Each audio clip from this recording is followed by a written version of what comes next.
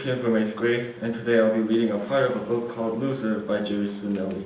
The theme of the part is the emotions during a field day, and it is a day where you do all kinds of exercises.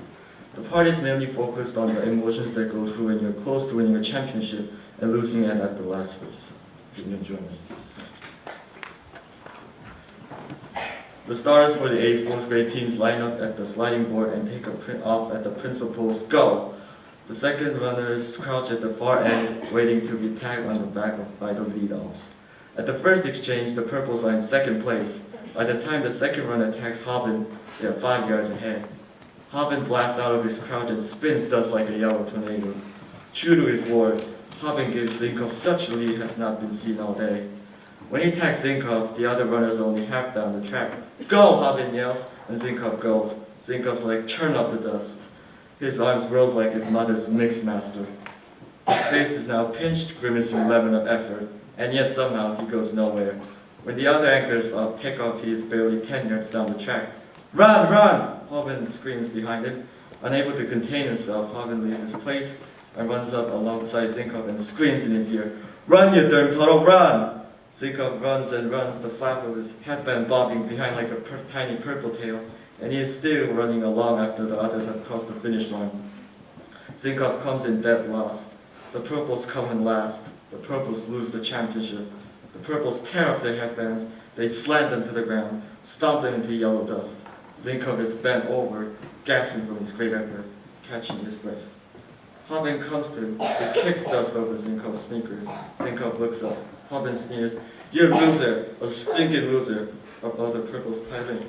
Yeah, you stink at everything. Why do you even do stuff? Yeah, why do you even get out of bed in the morning? You probably even screws that up. While Purple shakes his fist, we could have had medals. They file by. Some whisper the word. Some say it aloud. Each pronounces it perfectly.